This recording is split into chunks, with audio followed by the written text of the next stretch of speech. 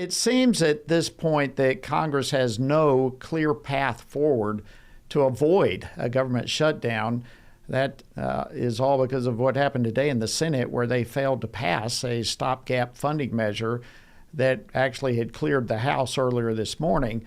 And that Republican plan, which has been described as a clean CR, a nonpartisan CR, it fell short of the 60 votes needed in the Senate. In fact, all Senate Democrats except for John Fetterman voted against that bill. And by the way, the Democrats were joined by two Republican senators, Rand Paul and Lisa Murkowski.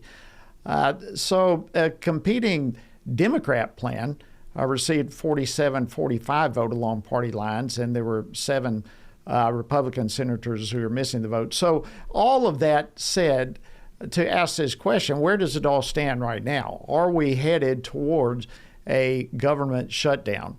Well, I don't know of anyone better to discuss this than my next guest, Congressman Morgan Griffith. He represents the 9th Congressional District of Virginia, and he joins me now by phone. Congressman Griffith, welcome back to Washington Watch.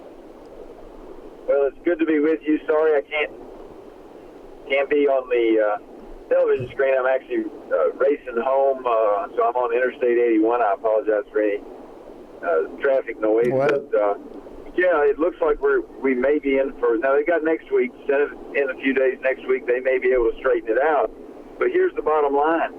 This is definitely a Democrat-caused shutdown, and it's kind of amazing because there's several issues floating around, but the Democrats really want to try to fix this cliff related to the premium tax credits on Obamacare plans that was created by the Democrats. It was originally a temporary program for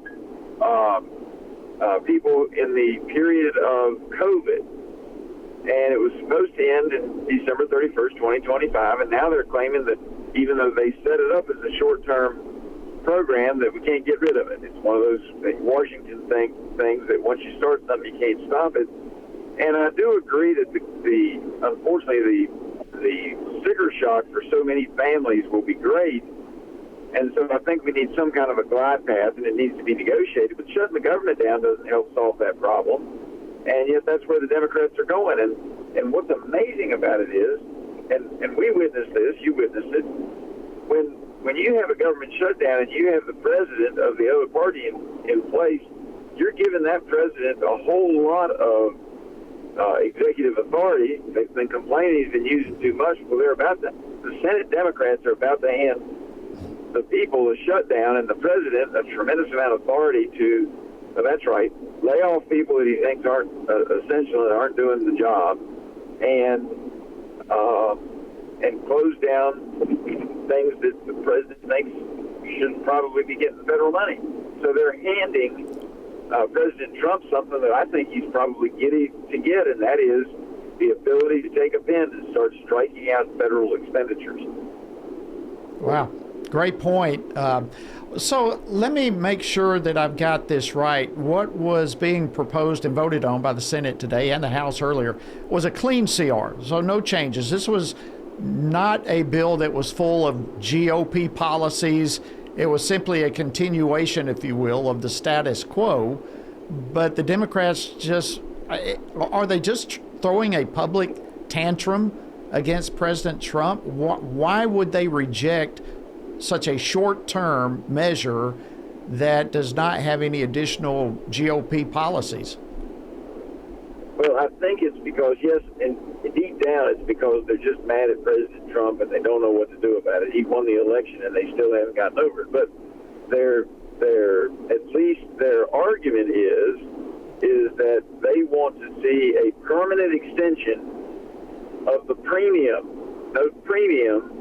tax credits for some Obamacare plans. And it was really interesting this week in Energy and Commerce. Democrats were arguing that you had to have these premium tax credits because if you didn't, the Obamacare exchange insurance rates were too high. They were unaffordable. So I put out a column today saying the Democrats are arguing, I don't think they meant to say it, but it's what they said. They're arguing without a special program that was created during COVID, the average American family can't afford an insurance policy through the exchange. In other words, they have now admitted that Obamacare did not lower your insurance rates. We know they went up, but they've admitted that it's unaffordable, and their legacy plan for making things more affordable for the United States families is a failure. Wow. Wow. Incredible what's happening. Listen, we've only got about a minute left. The House also, if I can switch gears real quickly, passed today a bill honoring the legacy of Charlie Kirk. Most Democrats supported it. Quite a number, in fact, 58 voted no. What were your thoughts on what unfolded this week? Well, political violence has no place, and I will tell you that a lot of Republicans and Democrats in Virginia agreed with that, and that's why you saw a majority of Democrats vote for it.